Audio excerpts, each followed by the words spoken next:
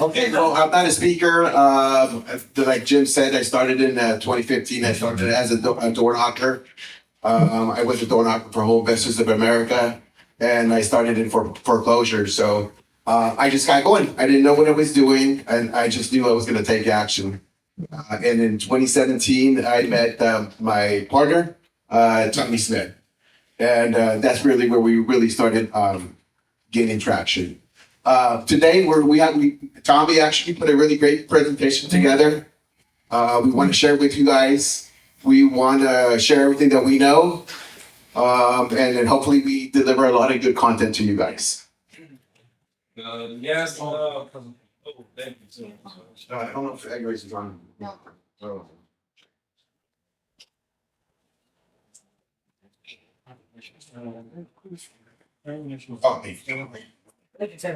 Man on the march, dang it. This is not for today, so we're gonna get this a crack, all right? It's been a long time coming. I joined the club 2017 with Charlie.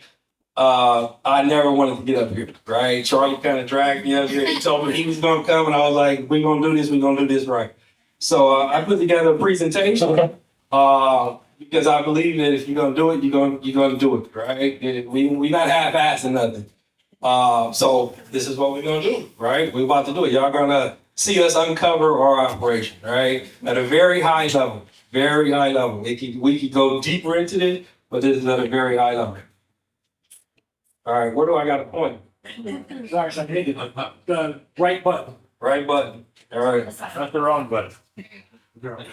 Okay, so we just gonna run through this real quick. Gonna get a little bit of background. Charlie's gonna get his background, with my background, our journey, our team. You know, we have a virtual team all overseas. We do interact with some local agents, but most of our team is all overseas. We're going to talk about some of our 100K wholesale deals. I'm quite sure that kind of get everybody excited. I just have to say that a 100K deal is just like a 5K deal. 5K deals usually require a lot more work. That's our experience. We'll talk about our mentors. We'll talk about our business processes and our systems, and then we'll wrap it up. All right, so I have to click something.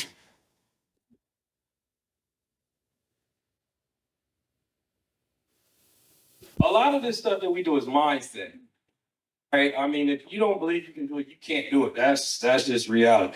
Me and Charlie both have spent probably over 100K. I can guarantee that, right? On education. A lot of that education is based on mindset. Or at least it start off, they kind of interlude with mindset. So we kind of took what we've experienced throughout the years and tried to bring it to you guys. So I do have a YouTube clip in there. How do I get to it? Maybe in the It's meantime. embedded in there. It's embedded in there. Come on. Maybe in the meantime, we're getting that YouTube clip. What Tommy was talking about is just getting on. Oh, here it goes. Okay, so we're gonna play this video here. It's about 2 minutes, 2 minutes and 30 seconds. Yes. I didn't see a YouTube video on there originally, so I didn't know that you needed sound from this. Okay, no problem. We'll just roll through it. We're gonna improvise like we always do, right? That's what we do. Well, I want to mention, if we're not going to play the video here's what I would suggest right now, since we're not going to play the video. This game is about getting comfortable with uncomfortable. So to really get it kicked off, I would really like everyone to stand up and shake someone's hands that you don't know and get uncomfortable.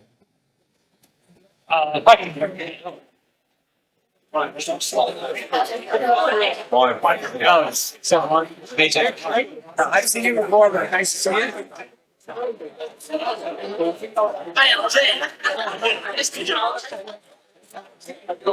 on, shake those hands. Shake those hands that you make you love.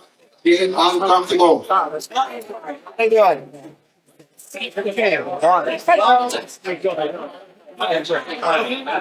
Alex. Stop finding your seats.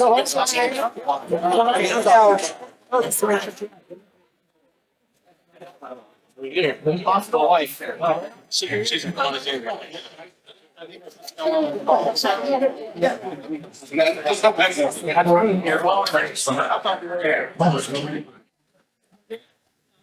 Okay, perfect. In this business, you need to talk to people. TTP. Talk to people, whether it's in this room, whether it's with sellers, with agents, you always need to be talking to people. So if you're not comfortable, start getting uncomfortable and get comfortable. All right, I really appreciate that. I'm gonna pass now back to Tommy.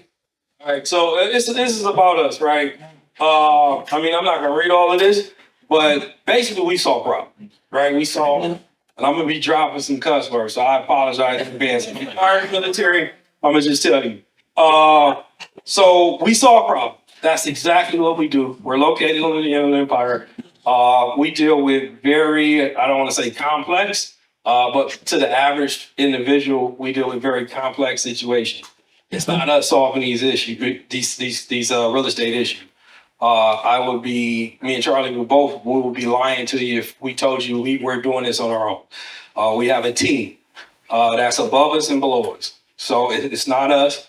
But in a nutshell, what we do is we solve problems. One of the number one things about solving problems is you have to be able to show empathy to people. And we're very good at it. We have very good listening skills. We've taken a lot of training on how to listen to people, how to add. There's a book actually. It's called the best leaders ask the best questions, right? So you have to listen to people and you have to be able to solve their problems. It's not about you. And in a nutshell, that's what we do.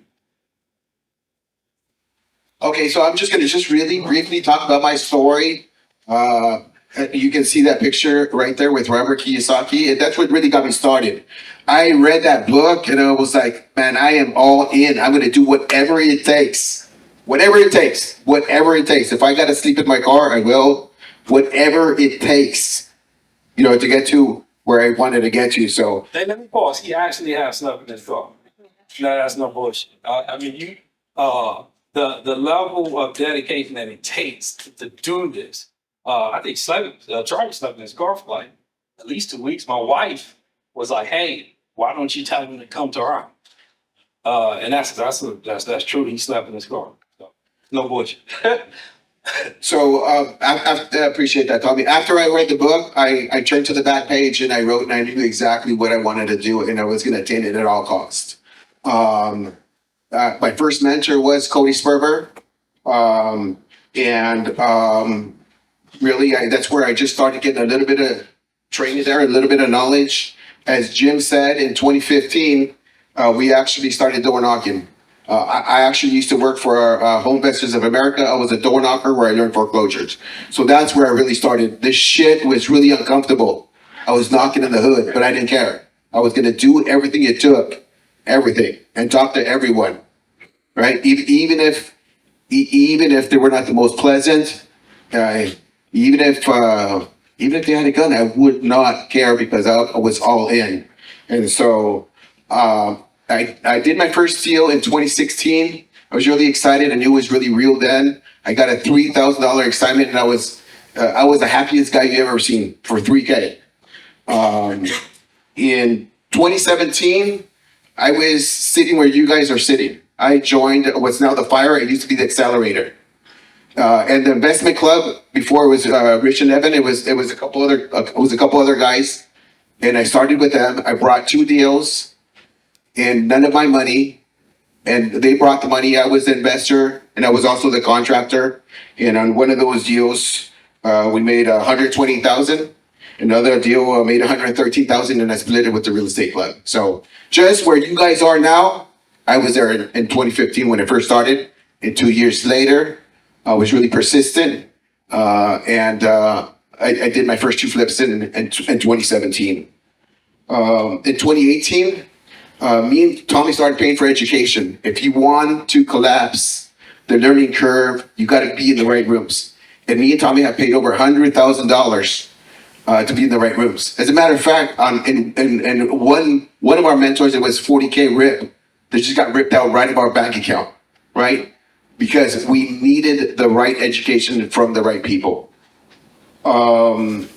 And as of today, I've done over 100 transactions. In 2022, we did mostly only wholesaling. That's where we made $500,000 only wholesaling. Now, last year, 2023, we added flipping to that. So we've done flipping. I've done subject twos, seller finance, life estates, and fix it flips. So that's just a little bit about my background. I'm going to go ahead and pass it over to Tommy now. Anybody here from Compton, Long Beach, LA? Okay, there we go. So they're my people right there, right? That's where I grew up. I grew up in Compton, moved to Long Beach, went into the Navy 2000, 2004. I have a technology background. I'm an information systems technician, was basically dealing with satellites and a lot of communication. Went on to San Diego State. So I don't remember too much from graduating from San Diego State, just being transparent, right? There are probably, I can count on my hand how many things I actually remember. But I do remember reading these books. Rich Dad Poor Dad was the top 10 books for business majors. And that was the book that kind of, like all real estate investors, right? That was the book that kind of got the wheels turning. And How to Think Big by David Schwartz. It's another book up here that I think everybody should read called Outliers. It's Malcolm Gladwell. And the reason why I say that is because everybody in this room probably think they should have been a millionaire a long time ago, because I was one of them, right? I thought, hey, I'm smart. I can figure this out. In a year, 2 years, I'll be a millionaire, no problem. Don't work like that, all right? It's no elevator. You got to take the stairs. Well, what Outliers explains is that's a 10,000 hour rule. 10,000 hour rule breaks down to 4 to 5 years. So we've been on this journey for 7 years. So you're looking at us like, oh, I want to make $500,000. But you got to understand, you got to take the stairs. So you got to go through the journey. And Malcolm Gladwell, 10,000 hour rule, Outliers, the book, highly recommend it. So I was part of the Department of Defense after I got out of the military. 2005, 2022, project management background. Worked for Spaywar, if anybody know about the military. But it's project management based. So I come from a project management background. I started training dogs. So I have a passion for training dogs. It taught me a lot about people. Taught me a lot about human behavior, animalistic behavior. So I think whatever you're doing, you have to understand that all of those things that you're doing right now, it has a cumulative effect to where I didn't think dogs would help me in real estate, but it does, because I know how to read people, right? I know how to read body language, right? So all of those little things that you're doing, believe me, it has a cumulative effect, and it will help out in the long run. First deal, it started off as me lending some money for the rehab, ended up being in a buy and hold. So my first buy and hold was 2017. I sold it last year, made quite a bit of money. And my second deal was 625 Xenia. I partnered up, right? I was just trying to figure out how to get into the real estate game. And I had a little bit of money, and I thought that the best way was to partner up with some rehab money. Well, I lost a shit ton of money, right? I lost 26K. We had a pipe blow up in the front, or a bust in the front. Kind of the tenants didn't want to move out. It was just one thing after the next. The reason why I tell that story is because you're going to take some loss. It's just the reality, right? Mike Tyson is going to knock the shit out of you. Just, if don't nobody understand what that means, prepare, right? Prepare. You got to train to get hit by Mike Tyson. My third deal was Casablanca, Fern Street. This came down to the wire, right? It was probably 30 minutes before closing, and the deal was going to fall apart. This was my first deal. It took us a year. The lady was living in the house with no water, no electricity. She was basically homeless in the house. We paid for her food. We brought her water. We bought her battery. We brought her everything that she needed, because she was basically homeless in the house. And that was my first wholesale deal. And it was not an easy one too. We actually did 3-generation probates. Yeah. So it wasn't. I almost got ripped off by an attorney about it. And then also someone got shot there at the property too. Yeah. So, Yeah. yeah, yeah. It was a lot. Hey, I want to forget some of that stuff. Yeah, that one was a lot. All right, Oh yeah, I think you're gonna talk. Okay. Oh yeah, you can tell about the team. All right, so we wanted our team to be on so you guys can see kind of the team. Our team is mainly in Egypt, and we have one person that's in Pakistan. So everything is virtual with us. Everything is virtual. They work their asses off. Too bad they couldn't introduce themselves. But you know about me, you know about Charlie. I don't want to do them a disservice. So I want everybody to kind of really know. You probably think these overseas VAs are uneducated and ignorant, but I'm going to surprise you guys if you don't know. So Ruby right here on the end there. Ruby has closed. And when we say closed, she hasn't actually got it under contract because she can't. But she set it up for either Charlie or myself to get it under contract, right? So she's like a glorified appointment setter, but she's really good at her job. Really good. It's people, they don't know that they're in Egypt. They have no clue, right? But let me... And tell me, she did get that sixplex up at Victorville under contract. Right, that's right. So just think about that for a second. Someone in Egypt got a property under contract here in California. Yeah. Just think about that for a second. Yeah. So Ruby is 23 years old. She has a bachelor's degree in accounting and is smart. She is very intelligent. She used to work in customer service. She used to be a cold caller. She's very competitive, which she really is. And the one thing about her, I don't know if anybody is familiar with All In, Carlos and Sal. Are you familiar? So she used to work for them, right? And those guys are doing multi-millions a year in wholesaling, in wholesale transactions. So she was one of their closers. She's probably better than probably 75% of the people in this room, I can guarantee you. But she studied. She's trained to get hit by Mike Tyson, right? So I want to elaborate really quick also. The thing about her is she's not afraid to ask the hard questions. Okay, there's a really good book out, but it's called The Sandler Method. It's asking better questions, and that's what separates them from every other investor. Is they're going to ask the hard questions. They're going to dig, and they're going to probe, and they're going to extract the information. Okay. Okay, James.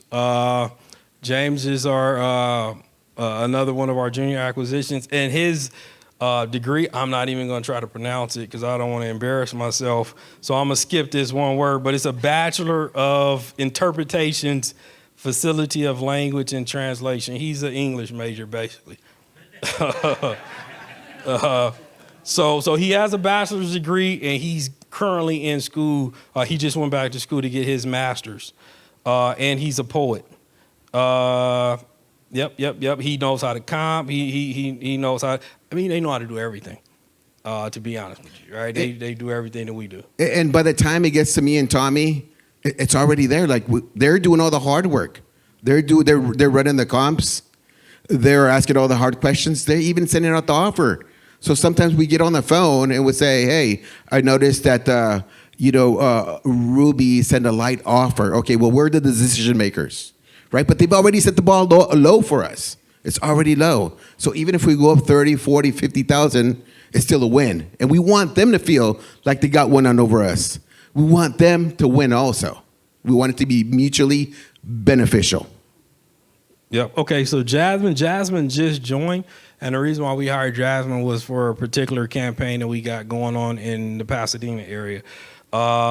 She's been with us, 6-7 months now, but she's majored in microbiology and chemistry.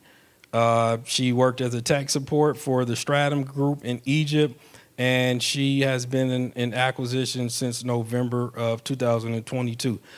She's also worked for one of the top closers, although she can't tell us because of contractual, But we know. Yeah, we know. She's worked for some of the top closers as far as wholesaling, right? Okay, so I just want to give you a little bit of background as far as our team. Well, actually, we still got Z here, right? So Z is phenomenal. This guy he pretty much did everything for us. I call him when I can't figure it out, and that's a lot. I call him a lot. So Z does all of our integrations, and we'll show you some of our integrations. But Z did all of our integrations, our websites.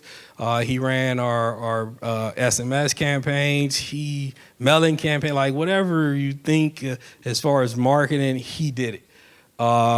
Z, a good thing about, well, not a good thing, not so good thing about Z is, I don't know if anybody in here texts, but they came out with 10 DLC, FCC, and they put him out of business for a little bit.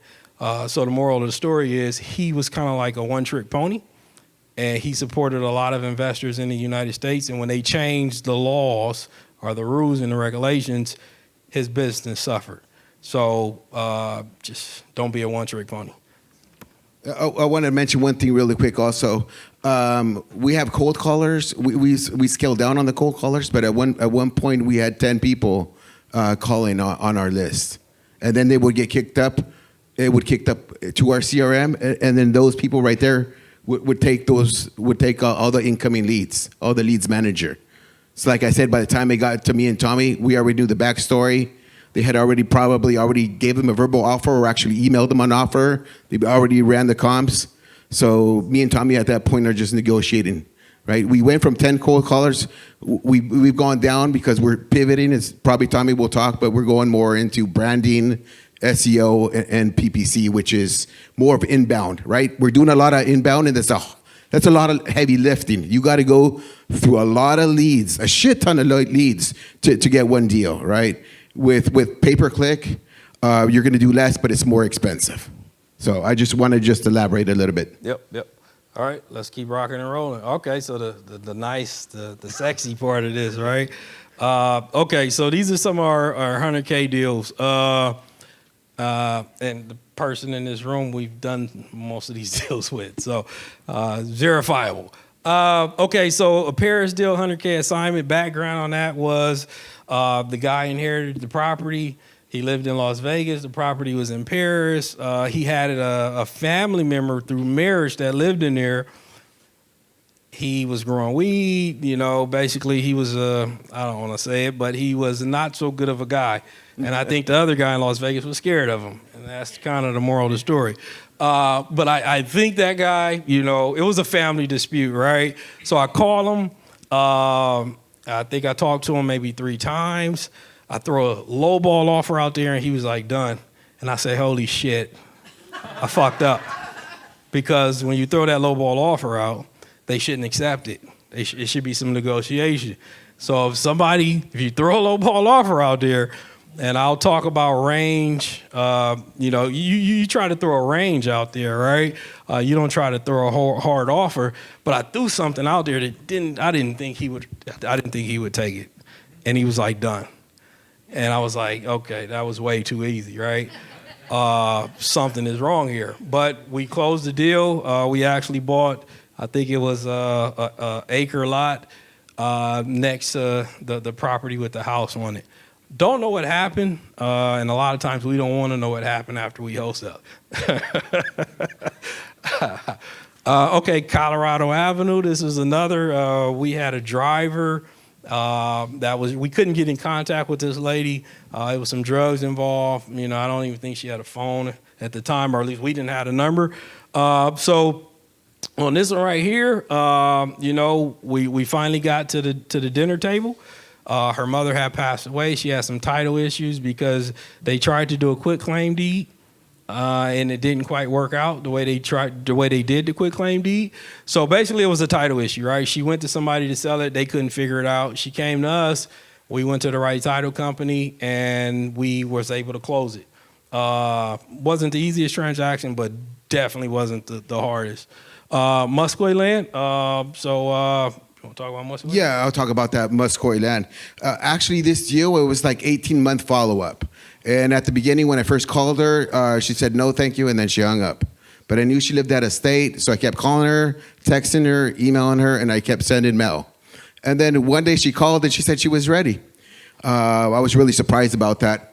But that's the power of follow-up. Most people maybe will follow up maybe 3 times, maybe, right? I know that for us, it's a minimum of 5 times, and it's around 18 touches, right? Until they get to know us. Like, I want to call, and I want them to know my name. I want us to have, like, shared stories, shared experience. That's really where the deal is at right there, through shared experiences.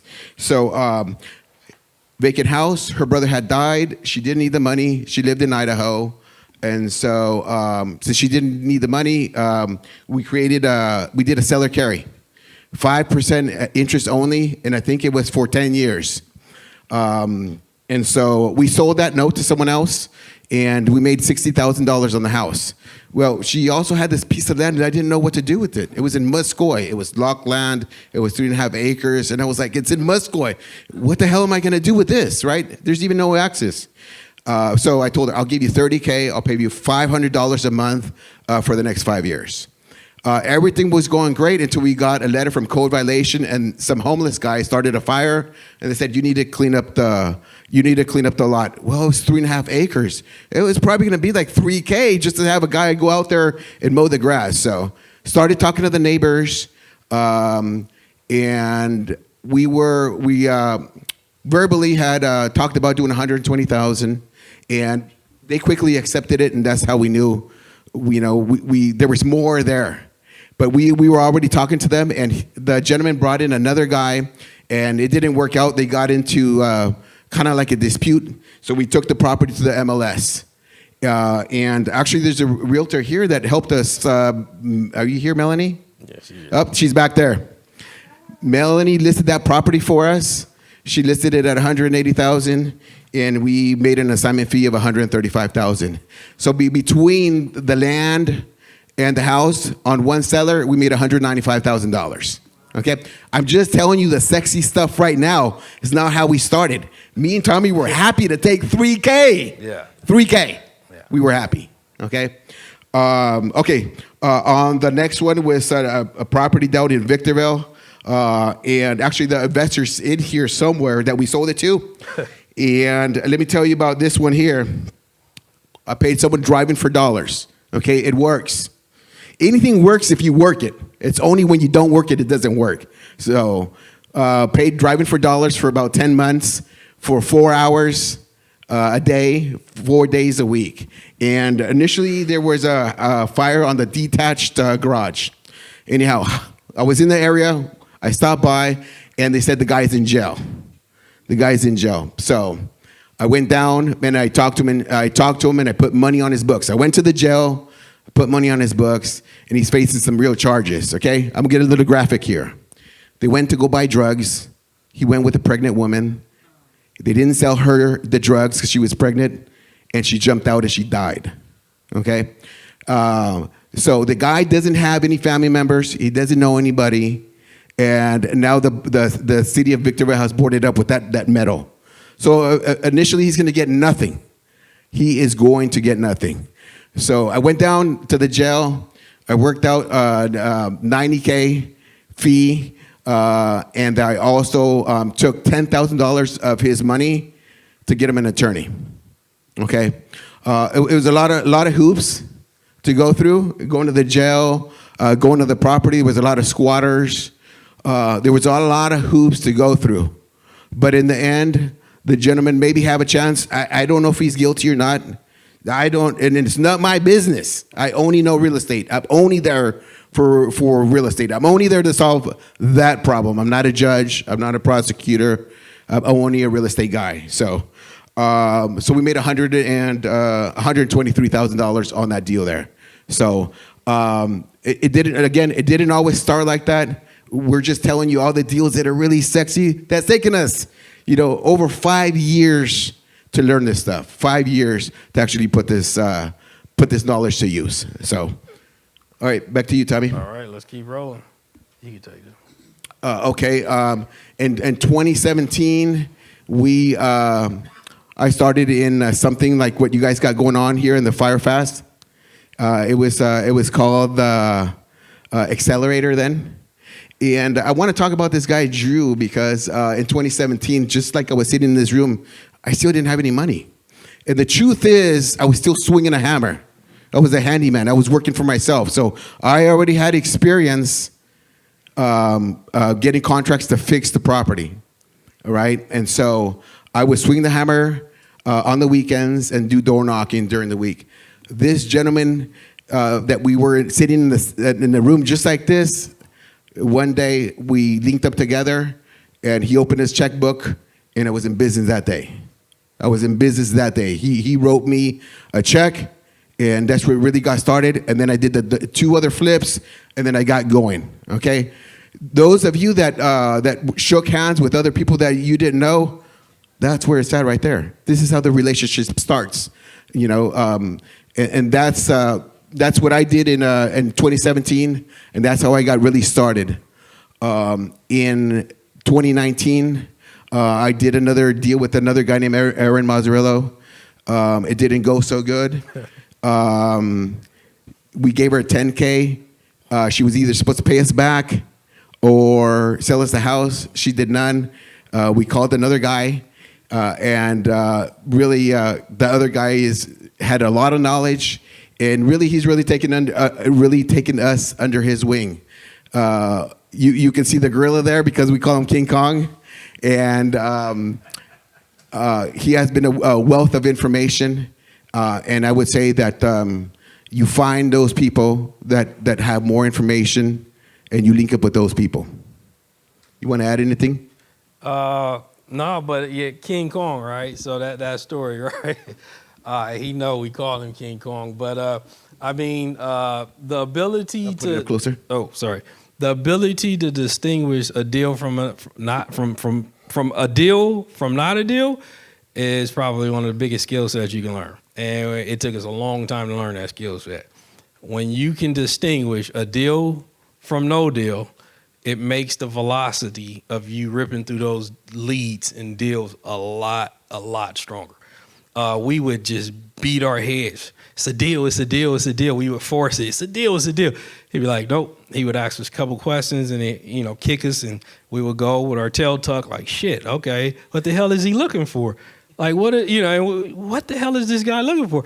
And we just kept doing that, sending them deals. And then eventually, guess what? Now we can very easily analyze and probably with just a quick conversation, distinguish a deal from not a deal. And that's a skill set. It might take me 20 minutes to look at a deal. It might take you 3 days. If you could cut that down, you can probably go rip through a lot more deals. So that was probably the fundamental shift in our ability to analyze deals and just understand, it's certain things that the criteria is set forth, right? The formulas are the same, but sometimes it just takes one person to look at it and say, hey, man, you wasting your time.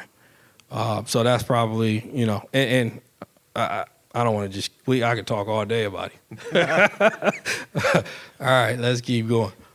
All right, I joined the club in 2015. It was probably one of the best decisions I made. All right, you want to surround yourself with other people that think the same way you do, right? And so I started in 2015, the real estate club. I started in 2017.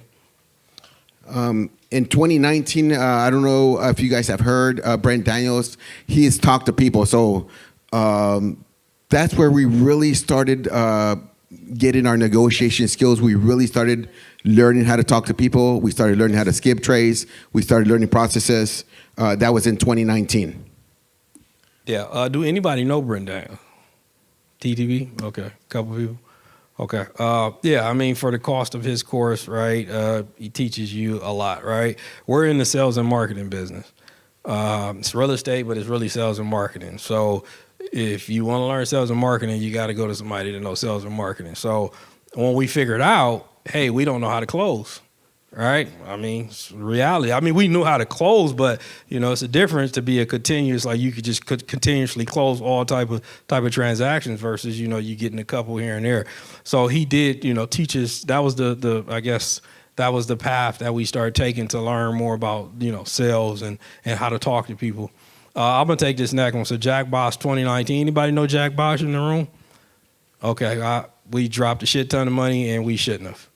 The reason why, I mean, we've made a lot of money from learning land, but it really totally, so Jack Bosch method of teaching is basically you get a piece of land and you sell it on a note. Well, we were trying to learn wholesaling and we were trying to get good at that.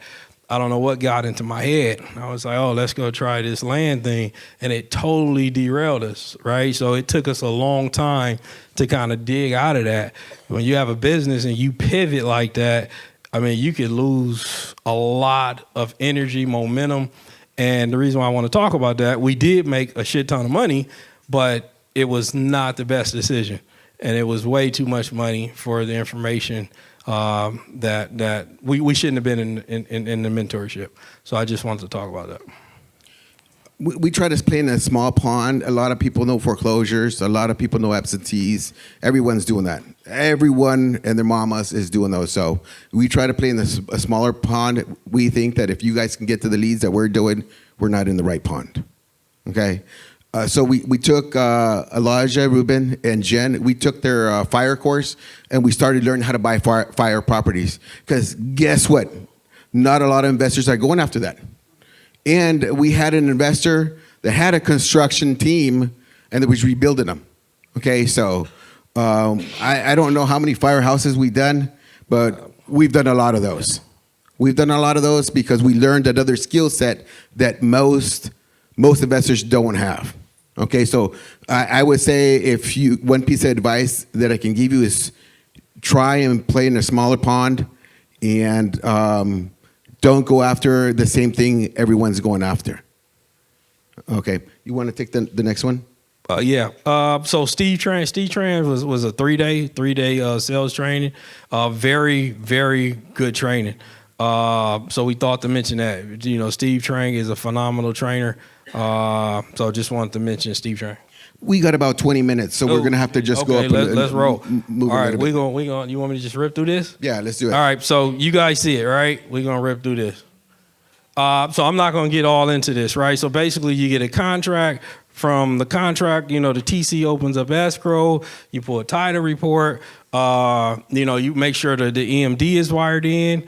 Sometimes you want to be slow with the EMD, but I can't get into it right now. And then sometimes you want to be fast, right? So it's a strategy for the EMD. So yeah, and now since we flip, it's kind of like a decision point to where we figure out, okay, if we want to wholesale, we want to flip, we get the hard money and we close the transaction, right? And there's some other stuff up there. You guys see it. It's pretty basic, right? It's not rocket science here. Okay, so this is something I do want to get into, right? So anybody that's actually spending money on marketing, right? You got to know your numbers. And we're still not the best at it, but we know it enough, right, to stay in business. So if you're calling people, right, you need to know how many, what's your talk time? You know, we want an hour to an hour and a half of talk time every day from our acquisition. And we try to do it for ourselves, but we got other things, but we try to do an hour and a half. We try to do 60 plus dial attempts. We got a Jasmine, I think she just did 100. She's coming in like a bull right now, which is really increasing the competition overall for the whole team. You want to know your cost per lead? I got an example up there. Average deal size, right? You know, cost per deal. So these are, you can Google this stuff, right? It's not hard, but you want to know your numbers on your marketing. So I'm going to talk about ours directly. Cost per lead for us is about $56 to $90 or $99. Our average deal size is about $14K. We need 57 leads to close one contract. Close transaction, I can't see back there. Okay, so we got about 500K that we closed in 2023, and then we got about 200K in escrow pipeline. Oh, it's right here in front of me. Okay, so I'm gonna just tell you, everything I just said is bullshit, right? Because none of you guys are gonna get there, and that's just the reality of it. So I'm gonna just mention a couple key points. 80% of sales are made on the 5th to 12th contract. None of you guys, I can guarantee you, are probably calling people that much. I think Jim or Evan said it. All right, it's the long game. We closed a deal just recently. It took us 3 years. All right, we closed another deal last year. It took us 2 years. Right, we played a long game. You can't. I mean, Jared here went on an appointment with me just what was that, yesterday? Right, been talking to this lady for a year. She act like I'm her son. She gave him the keys and didn't even know his name. Right, like you don't find. But I mean, I talked to this lady about everything. I've been talking to her for a year. She trusts. Trust is a big thing. Right, so if you show up and I've been there for a year, it's no way you're gonna get the deal. I don't care how much you probably offering her. So just understand, take a picture or whatever, but this is really important. This is very important. Now, I'm just going to elaborate real quick about what Tommy was talking about, the slide before. If you don't have a report card, then you don't really have a business, right? Once you start tracking, even if it's bad, like I used to look at the numbers and I used to be like, man, I know I suck, but I can see the numbers. Right? So you could only get better, right? Don't beat yourself up. Get a little bit better, but you should know your numbers. You should know your numbers and you should be tracking them every single week. Because the whole goal is just to get a little bit better and just a little bit better. But you got to take the action. You got to, whatever it is that you do, whether it's door knocking, whether it's SMS, just stick with it. Stick with it at least 3 months, preferably 6 months, and track it. Okay. Yeah, and the two most important metrics, you could throw everything else out the window. Offers out and talk time. If you could talk to people till you blue in the face. If you're not sending offers, when I look at metrics, the only thing I know is we don't have no money. First thing I look at is how many offers did we send? And if you're not sending offers, you're not making money. So if you could just take one thing away, offers out. All right, so I do have a link in there, but we're not going to talk about that. So these are some of the systems we either use now or we've used in the past. Launch control, SMS. Just understand that they did change a lot of the rules for launch control for text messaging. So you need to know what those rules are. The requirements to do text messaging they've elevated a great deal. Batch lead, we like to consider batch lead our brain. We have 260,000 records in there, and probably about 200,000 of them are skip trace. We pay 14 cents to get each lead skip trace. So just understand it's about data. It's about data. It's about data. It's about data. And we learned that. Deal check, if you want to analyze deals, right? Deal check is a real good source. It's like $10. You can burrs, flips, wholesales, and I forget the other one, but that's a real good software tool to use. Follow Up Boss is our CRM, and by far we've went through probably about 5 CRMs. By far that's top of the food chain. If you could afford it, it's top of the food chain. iSpeed Delete. So we do have our own PPC campaign. But we have ventured off, and we might venture off again. iSpeed for leads. So, PPC leads. If you don't want to pay for your own PPC manager, you can go to iSpeed for leads, and you could buy leads from there. And they're online leads. Norris Group, you guys see that? And I'm not going to cover all of these. First American Title, I got to give Brett Rainey to take care of us. Yeah. Shout out, y'all link up with him. Brett Rainey, I don't know how many transactions we've done with him, but it's been a shit ton. Yep. So we appreciate you. And one thing I have to say, so one thing that we've gotten a little bit better at, if you have an issue with a property, reach out to your title rep. They are a resource.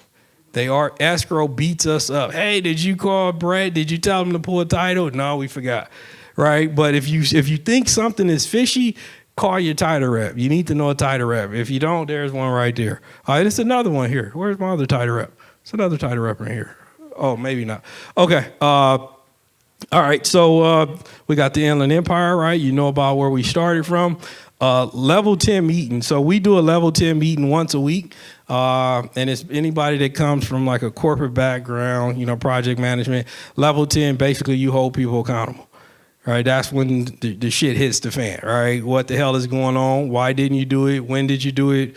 That's when you really get into the meat and potatoes of your operation, and you have some real heart-to-heart type of conversations.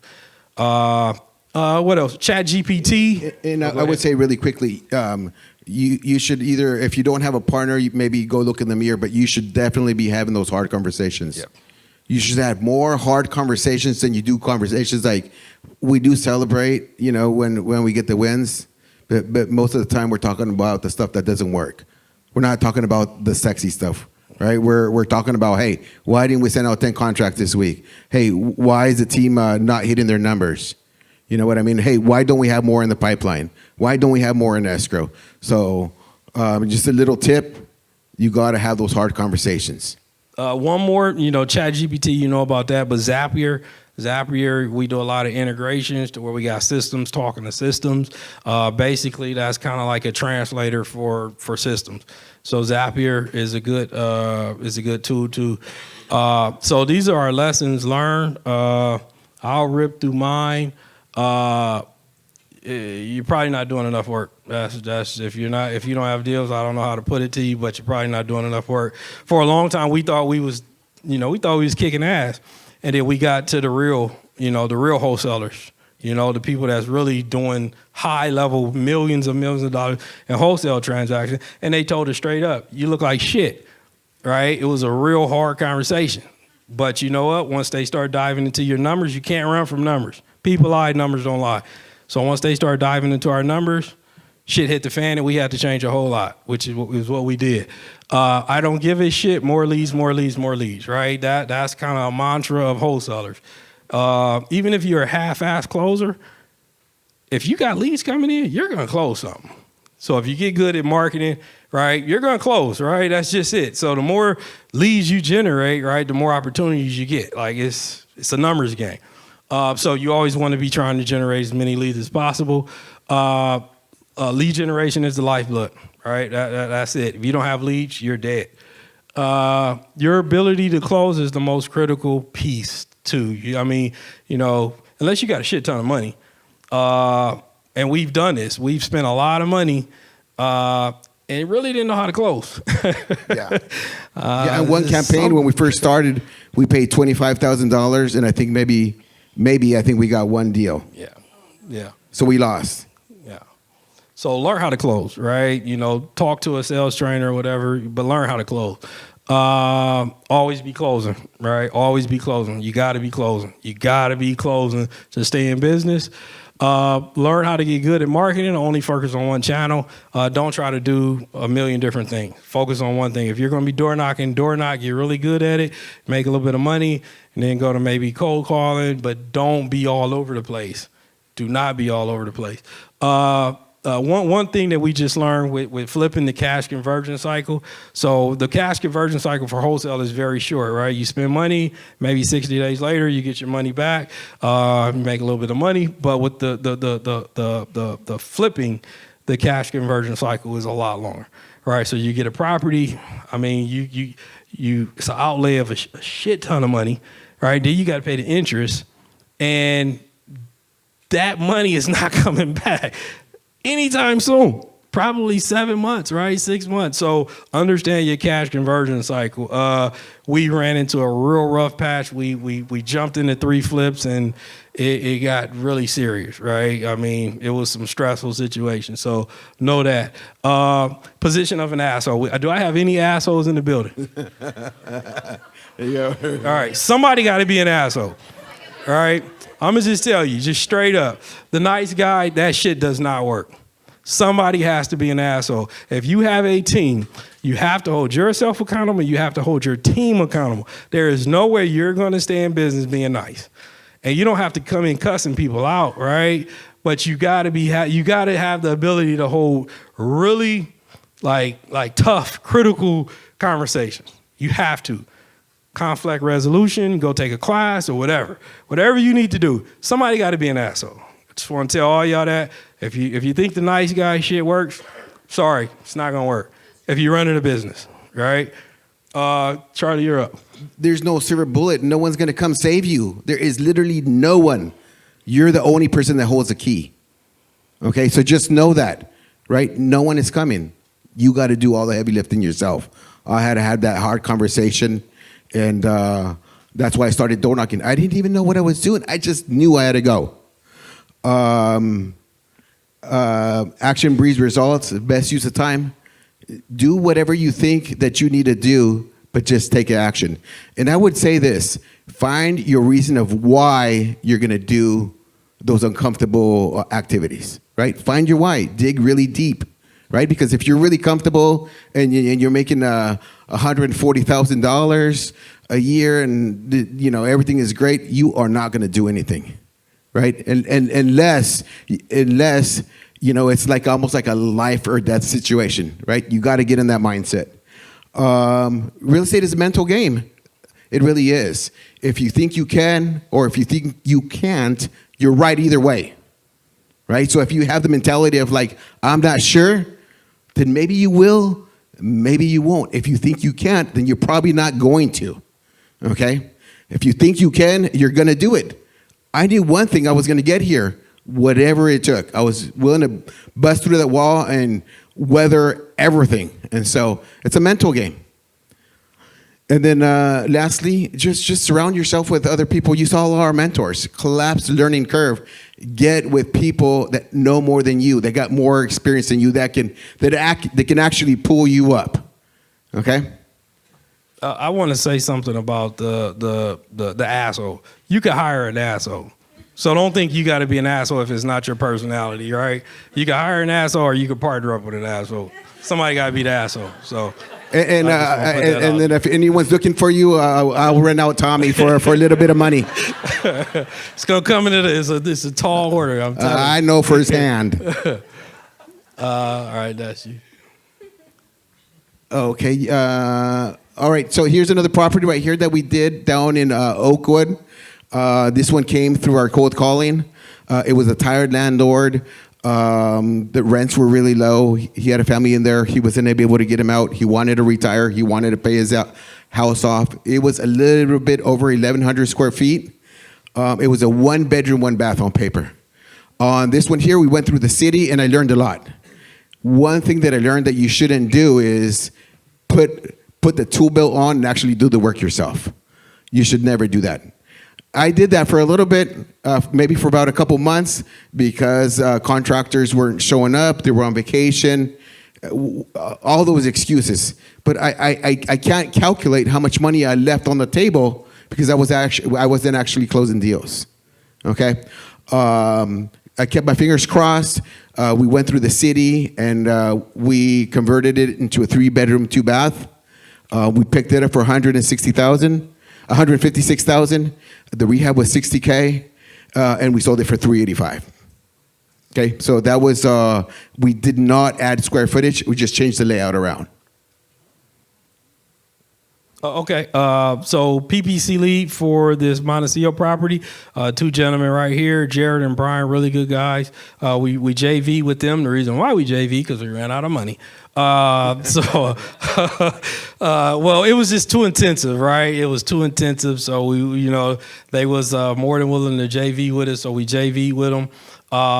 And it came through a PPC lead. PPC lead conversion cycle is a lot shorter than cold calling. So we got this lead. I forget what was that? Oh, sorry. Pay-per-click. Google Ads. Basically, when you go online, you probably go searching for a bunch of stuff, and then you get a bunch of advertisement. So the algorithm is knowing that you're looking for a certain product. So if you Google "sell my house," that algorithm kicks you up, and it's probably going to give you a bunch of advertisement, and then you're probably going to submit, your information, and then that information is sold, and it's like $300 for one of those, leads. It's really expensive in real estate. I don't recommend getting into PPC unless you know what you're doing, because you can rip through a whole lot of money and be bankrupt really quick. Hey, tell me, how much did we spend in the 3 months that we did? I mean, it ended up working, but what did we spend, $50K for 3 months? For PPC? Yeah. No, I think we spent like $28K, and then we had to pay for the ad manager, so that was another like $5K. It was about $32K, I think it calculated out as. But the thing about it is like that's where we're going. We're going to more inbound versus cold calling, because we are nervous that laws might change, And if they change, we don't want to be, dead in the water. So we want to do something to where Google ads are not going nowhere. All right, they're not turning off Google, guaranteed. But yeah, we're in escrow right now for 589. We listed it for 575. Rehab was 21K. We picked it up for 440. So this lady right here actually reached out to a realtor. And I told her, hey, it's a nice house. Why don't you go, to a realtor? I don't want to go to a realtor. And I was like, wow, you can get a lot more money. She was like, no, I want this done today. Like, I'm done. She was going through a divorce. She was not in foreclosure, but she was missing payments. So she seen kind of like the writing on the wall. So that's that one. All right, so that's us. Hopefully you guys enjoyed it. You got it.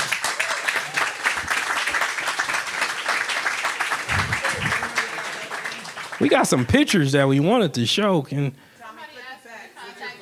Yeah, put that contact sorry. up. All right. That was a lot of information, right, everybody? That was awesome. That was awesome. So I know we've got a couple of assholes out here, okay, that are waiting for that silver bullet, okay, waiting for that one person to come in and change them. And please, I want to hear more about that. I want to hear like for everyone waiting for. I mean, I realize you can't wait for that person. So what are some of these action items that like we've got people out here that maybe have done 1, 2, 3 deals. They're working in a 9 to 5. I mean, you guys were there. Give us a couple of ideas that you can think of. I mean, on the come here to handle those kind of problems. I would say one of the things that I did when I was when I first started is I just wrote out a contract, right? And I wrote out a contract with myself. I dated it and I signed it because the brain doesn't know, right? Whether you're signing a mortgage or whether it's whether you're doing it with yourself. So I signed a contract with myself. Another thing that I would do is I'd write out a check and then mail it to myself, right? Because it's the emotion that really triggers, right? There was one other one that I did that really helped out. Okay. Another thing that I really did was I did affirmations when I went down to the beach, and I recorded my voice on taking action. And then I would listen to it in the mornings, and I would listen to it at night when you're in that theta state. So it goes right to the subconscious mind. And I did it so much that I started believing that I could actually do it. So, and then lastly, the reason my why is because I wanted to spend more time with my boys. I wanted to set it a good example, and I want to set the trajectory like 3 or 4 generations down the road. So when I wake up, that's what I'm thinking about every single morning. So I would say discipline. Everybody that I know that's functioning at a high level, they have an extraordinary amount of discipline. It starts when you wake up, right? You have to have a routine. You got to have time management, but it's discipline. So some of you guys are on TikTok, you know what I'm saying, all day, that you got to toss that out, right? You know, vacations, anniversaries, birthdays. I told my wife when I first started real estate, get used to not seeing me. And that's what it takes. All right, get used to not seeing me. Hey, if I'm probably not gonna be able to pick the kids up, I'm probably not gonna be able to, go to all the basketball games. I'm probably not gonna be able to do a whole lot of stuff. Get used to not seeing me. Did it get to that level? No, I tried to make myself available, but I just mentally prepared everybody. Get used to not seeing me. So I would say discipline, and you have to have a strong work ethic, and that's for anything. I do a lot of motivational, so in the morning time, I get myself primed, I get myself prepped. I'm always listening to something motivational. So I would say mentally prepare, and action breeds results. You got to take action. Rough draft moves beat no draft moves. You have to do something. You got people around you. You have to do something. Go door knock. With the lady that I teamed up with for my first deal, I asked her, "Hey, can I lick envelopes for you? Can I do something, right? Can I mop, like be of service?"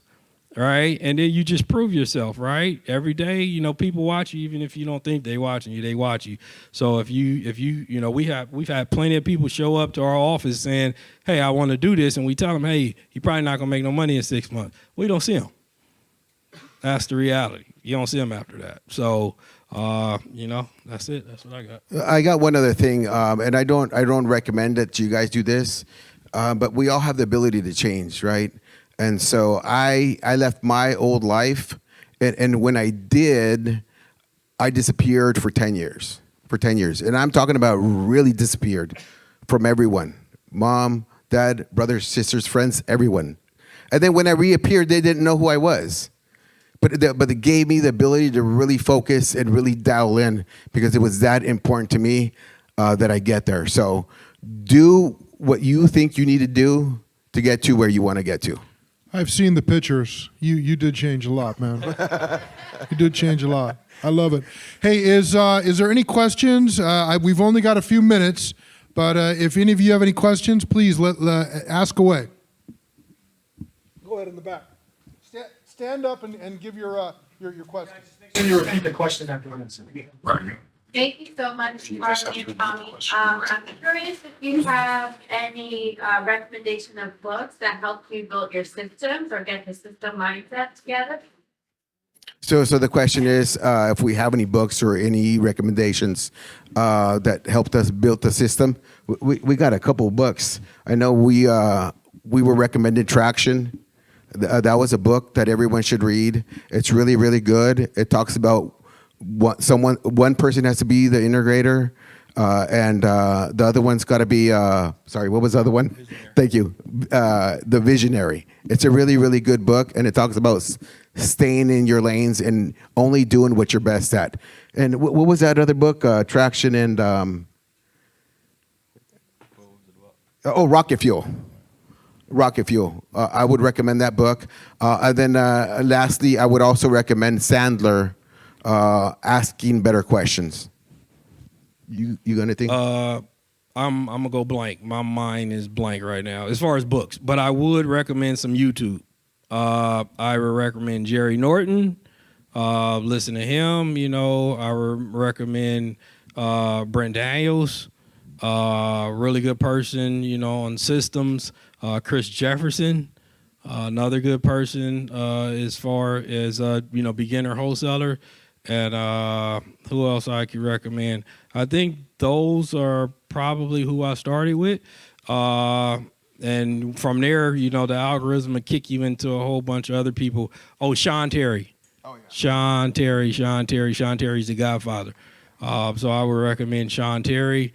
And my mind is going blank, but I think that'll put you in the right direction. I will try to better answer that the next time. Is there anyone else have a question out there?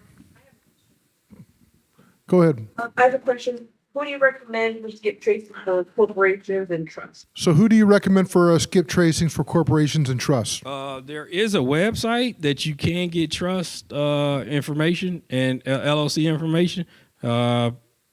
That's another one that's not off the top of my head. But there is a system that allows you to skip trace LLC. We use batch leads for skip tracing, though. With yeah, you can lose a lot of money with it. What are you doing to make sure you don't lose that much money with it? What are we doing to? Systems, education, hiring the right people. How do you ensure not losing money on your pay-per-click ads? I think that will happen. I mean, just this year, there was a property, and I ran the comps, and I'm like, oh, this is the deal. So I put down, I think, $2,500 earnest money deposit, or was it $1,500? Do you remember? Yeah, I put down earnest down deposit. I was sure, right? And what I didn't realize, it was a smaller lot. It was a small lot, and then the house didn't actually sit on the road. It sat like on a behind an alley, on a dirt road, and the guy was like, "Hey, I'm gonna keep your money." So it's an inevitable. You're probably gonna lose money, but we really try and concentrate on those lessons learned. There's no guarantees. I think that we lost 25,000 the first time we sent off a mailer. What is it that you're learning? Don't worry about losing money. Like concentrate on getting the education. Concentrate on those experiences.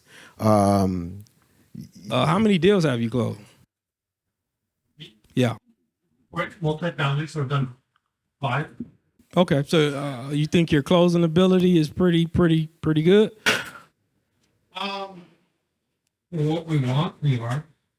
How much money how much money would you put behind that? So the reason why I asked is because I wouldn't spend money on PPC if you are not 100% sure. It's a hobby. My last business lost like 10K on it. But it's a I would focus on closing. I would focus on sales before I spend any like a large chunk of money. You're gonna lose money if you are not sure with your closing abilities and your systems and your metrics. You do not want to go down PPC. You don't want to do it. It's going to cost you a great deal of money. So I will focus on your closing ability to where you know that you can close if you get a motivated person on the other end of the phone. But do the low level like cold calling is probably the cheapest. Before you do that. I really like listening to you guys talk, and it's very. I like the idea that if you can't close, or if you think you can close, if you don't actually know the numbers, why would you spend any money doing something that you're just not sure about? And that to me seems like really what we're up here learning. They've told you got to get up early, you got to stay late, you got to work hard, but you got to be real sure about yourself. And if you're not sure, that's usually a sign that there's something wrong. There's a base that hasn't been touched. So I did see a couple more hands go up. Go ahead, Mark. Yeah, just real quick. I understand things changed a lot when you started with your foreclosures, but what kind of list would you say these days for foreclosure? Because I know you get like title company or just the courthouse or buy a list. Any thoughts on? So tell us about list building, guys. Well, first I want to mention the best list that you can have is the one that you're already working, right? People think like if it's not working that they got to jump to another list, but they've never really worked the lead. They've never built any rapport. They've never built relationship. They never had shared stories. So pretty much all this work. But so you can get an idea though. Most of our properties right now are coming from absentee owners out of state or out of the county, and then got some kind of issues like code violations, or the tenants are not paying, or they're paying under rent, or they're tired landlords. You just don't want to deal with it. Yeah, I mean, I'll ditto. Like, absentee. That's where most of ours been coming from. We think inherited properties, successor data or wherever you pulling, but probate. But I mean, absentee owners is probably about 70% of our business. So I would say that we did one that was a pretty hairy deal because it was owner occupied. Try and stay away from those. Try and stay away from those because they have a lot of memories of when they grew up and they're really emotional attached and they want to talk about birthdays and anniversaries. We want the landlord that doesn't give a shit about their tenants. That's who we're looking for. We want the guy that's like, these guys are a pain in my ass, right? And so we'll be able to work out a deal. I think that's a setting on PopStream. I don't give a shit about this house. No? Okay, maybe not. Anyone else in the back? The guy with the hat. Tom, you had said that you started off, you take like 3 days to analyze the deal, and now you're like 20 minutes. And I don't want to answer for you, but I'm guessing that you're doing 20 minutes because you spent a lot of time at the beginning analyzing those deals and just kept analyzing them over and over and over again until you got better, and it was you doing it. So let me ask you, how did you get better analyzing deals, and how did you guys get better making offers? So guys, how did you get better at analyzing deals and making offers? So I got one question. Like, can you tell me what you do for a living? Marketing. Okay. You think I can just step in your shoes and do what you do? Probably not. Probably not. Right? What do you do for a living? Landscaping. Okay. What do you do for a living? Okay, how did you guys learn that? How did you guys learn that? The only way you really learned it is by doing it over and over and over and over. Just the way you learned how to ride a bike, right? You had to fall, get back up, Mike Tyson comes in, he gives you an uppercut, you hit the canvas, and you get right back up. So to follow with that, what you're saying is the more you did it, the better you got, the more money you made. You just got it.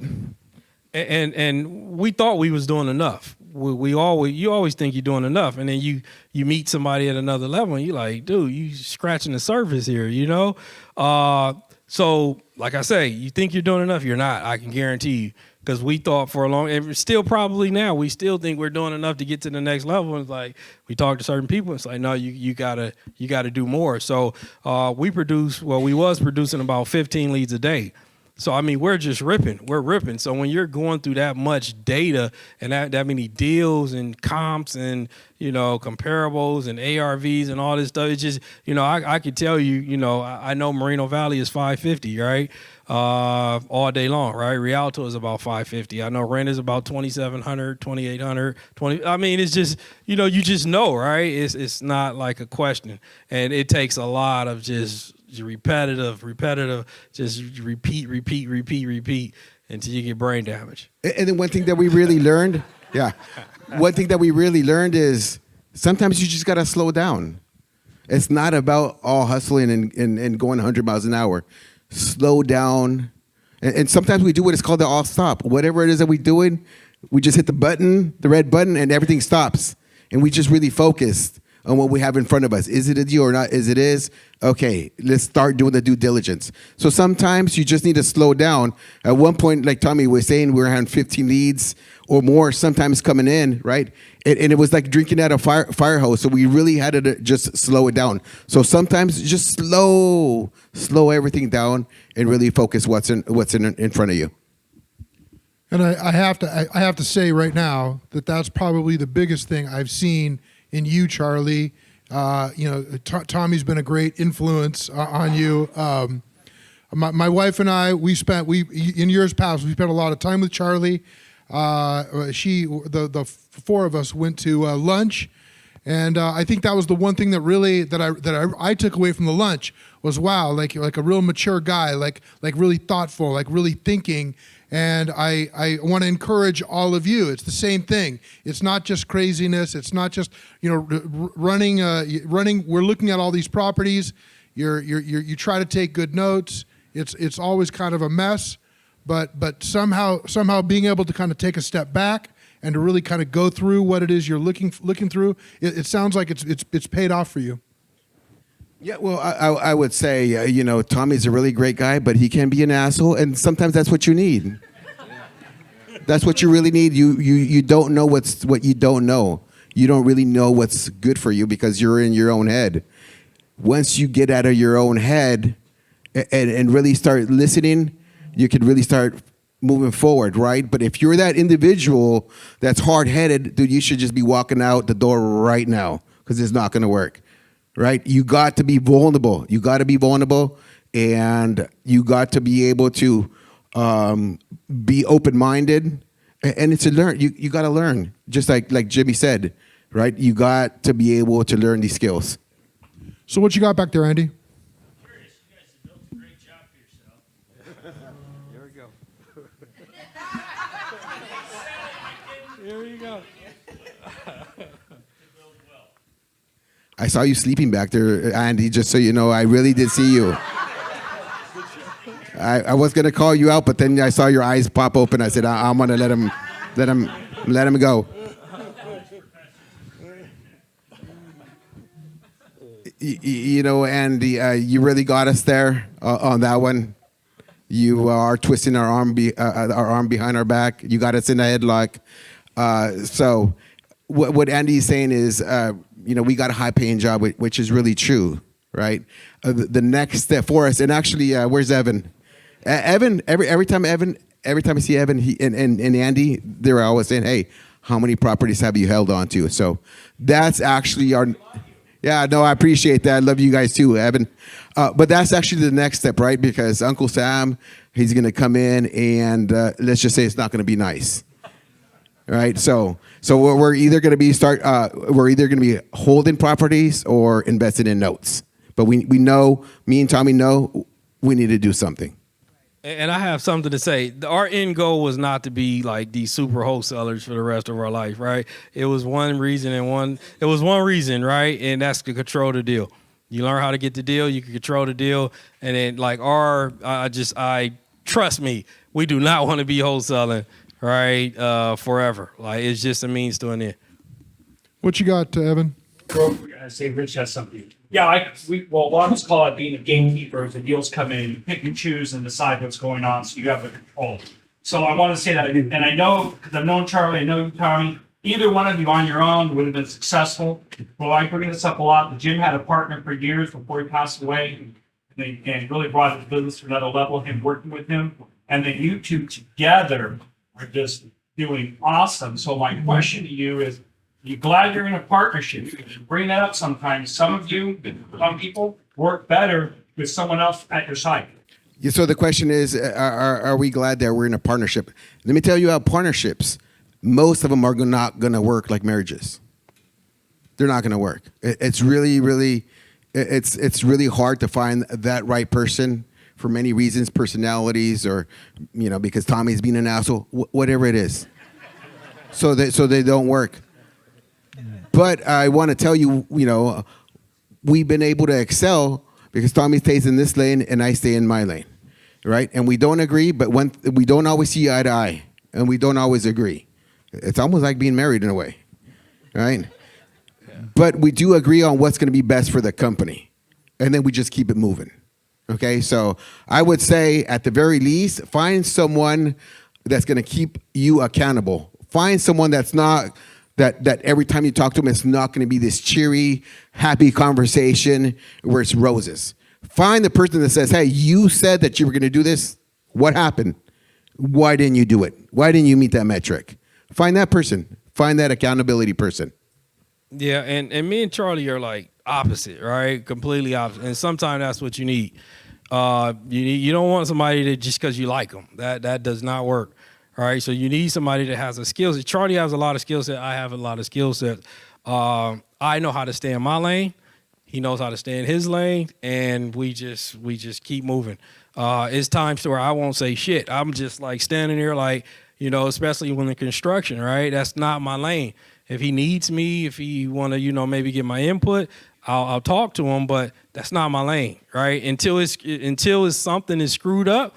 Then it becomes my lane. But hey, if it's going good, like I don't have a reason to even really want to know too much about it, right? So that's what I have to say about that. And there's some meetings that I don't need to be attending. Like if it's on systems, I don't need to show up, right? I just do what I'm good at, and Tommy does what he's good at. And then every Monday we have these high-level meetings. We figure out, hey, is there more money? Is there money coming in? How much money is going out? How many do we have in escrow? How many do we have in the pipeline? So we have all these conversations every single Monday. So, Rich, what you got? All right. So, with all your guys' experience, let's fast forward. Let's say it's November, right? We're going to Masters. Jeremy takes us to Caesars for the night. It's really crazy. We're on a year at the craps table. Okay, things are going well. We're up millions of dollars. Okay, we throw it all on black on roulette. It doesn't hit. Okay, we're all screwed. Okay, we wake up Monday morning. We're like, "Fuck, did that actually happen?" Okay, how do you? Let's say you need to get a deal in 6 weeks. Otherwise, we're all shutting the doors down. What do you do to go find out? So how do you get a deal, guys, in 6 weeks? Good question. You want me to answer this? Because that's a good one. You go first. I'll go second. First thing I would do is door knock. Right, I'm door knocking. I'm door knocking. How many doors? Shit, man. I would actually probably pull some type of list too, though. Maybe some foreclosure. And then I would door knock. I would have a strategy to door knock. I just wouldn't be out there just door knocking. So you'd be looking at NODs. You'd be looking at and then door knocking 80-year-old owners. Yeah. Whatever it would be, Yeah. something like that. Yeah, I would pull a list. That way you can have some type of strategy. Maybe a foreclosure list, and then door knock those. But while you're out there door knocking those, you're probably gonna pick up other properties, right? You're going to start seeing other property, and then you just start talking to those neighbors. But the easiest path to a deal is driving for dollars. Door knocking is the same. It's right. It's the same thing. But door knocking and driving for dollars, especially when you don't have cash. I mean, now knowing what I know, I mean, I started off as a door knocker, but just knowing what I know now, I'd probably go back to the Mojo dialer. I'd probably stack some lists that I got a bunch of motivators, and because when I started door knocking, I was able to understand body language and tonality, right? And so now I can just give good phone, right? And so I would stack a list. I'd get them on the dialer, on a triple dialer, and then I just beat the hell out of that phone. So you're talking about going to PropStream or going to the other one you were talking about? Batch leads, PropStreams, Property Radar. You can pull 10,000 records from Property Radar. You can pull 10,000 records from PropStream. So you pull a CRV file from one of these pieces of software. You upload it into a dialer. You let the dialer call for you. You have a headset, and you just go call after call after call after call. And that's what we did. That's what me and Tommy did. I mean, before we got all these cold callers, that's what we did. You got to do it yourself first, right? Because how do you expect someone else to do it if you don't know what you're doing? So if I could put 10,000 names in a dialer, how long would it take me to go through all those names? And how many hours of conversations would I get on 10,000 calls in a dialer? Man, I forget the number of when we were on Mojo. I mean, now it's much different because we're not on a dialer, but I think you could easily hit like 150 dials or more if you're on a Mojo dialer, because you can get on a single, triple. There's 5 lines that it dials, and the first one that answers, you get it, and then if someone else answers at the same time, it will actually go back and ring that person. So a 5-line system will give you 150 calls a day or an hour, and what? Probably more. I'd say if I had to just take a guess, because it's been a long time, you could probably dial 200 or 300 easily in a day. So if you guys need a deal in 6 weeks, everything we talked about is readily available. And did we just spend $100 on Mojo? No, Mojo's free. I mean, we're not spending a lot of money, right? That's a great thing. I mean, I think last year we spent $150,000 just on cold callers last year. So that's somebody else doing it. But if you're doing it yourself, if you're just talking about a dialing system, you're talking about the database worth of information, you're not talking about a lot of money out of your pocket. You're basically talking about what you would probably spend on a weekend. Yeah.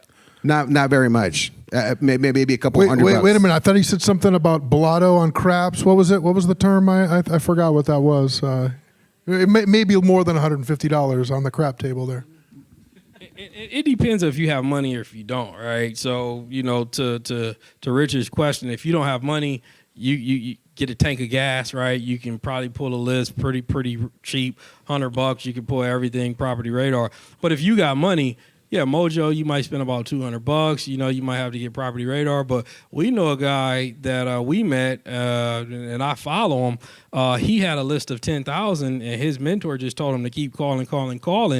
And he made $1 million just because he kept calling a list of 10,000.